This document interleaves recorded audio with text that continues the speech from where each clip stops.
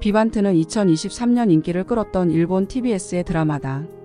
국제 테러 조직과 경찰, 자위대의 비밀부대가 3파전을 벌이는 내용이다. 비반트에는 전 세계 테러리스트들이 벌벌 떠는 실력파 비밀부대가 나온다. 이름하여 베판. 일본 정부는 단 한 번도 그 존재를 인정한 적이 없다. 베판은 정말 실제하는 조직일까?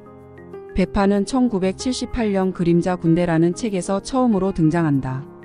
일본 공산당의 기관지에서 펴낸 책이라는 사실을 일단 기억해두자. 그림자 군대에는 김대중의 암살을 저지하는 과정에서 미국 CIA와 베판이 관여했다는 기술이 나온다. 2008년 육상 막료 간부의 정보부장이 쓴 자위대의 정보전이란 책에서도 베판이 언급된다. 여기에는 정보 수집을 하는 부대원들 중 일부를 예산 문제로 정규반 편성을 하지 못해 베판이라고 불렀다는 이야기가 나온다. 2013년에는 교도통신 기자가 정보부 베판 요원들이 독자적으로 러시아, 중국, 한국, 동유럽 등에서 신분을 위장한 채 정보활동을 했다는 기사를 써서 문제가 되었다. 당시 스가 요시히데 관방장관은 즉각 기자회견에서 이 사실을 부인했다. 베판이라는 비공식 부대는 오래전 육상자위대에 실제했던 조직이다.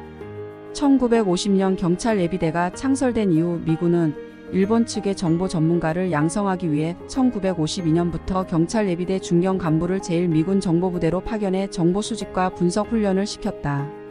1954년 정식으로 자위대가 발족한 후에도 미국과 일본은 주일 미군과 육상자위대가 비공식적으로 함께 첩보활동을 한다는 비밀협정을 체결했다.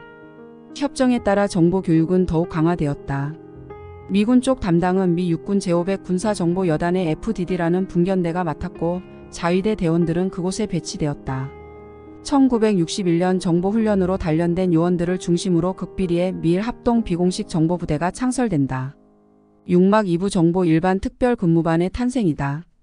이들은 미군 캠프에서 평복으로 근무했기 때문에 별도의 반이라는 의미에서 베판이라고도 불렸다. 명목상으로는 미군 FDD 지휘관과 육상자위대 베판의 장이 동격으로 구성된 합동사령부가 상부에 있고 그 아래에 공작본부와 미일 양국의 공작지원부가 있었다. 공작본부에는 3개의 공작반이 있고 각 공작반에는 서너 명이 배치되었다. 공작원은 총 10여 명 정도였다. 그 밖에 공작지원 담당자를 합치면 별도 부대의 인원은 20명 정도가 되었다.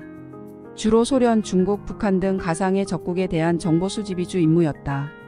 상사의 직원이나 기자 등 해외를 왕래하는 사람들에게 이야기를 듣거나 그런 사람들에게 정보 수집을 부탁하는 방식으로 진행했다.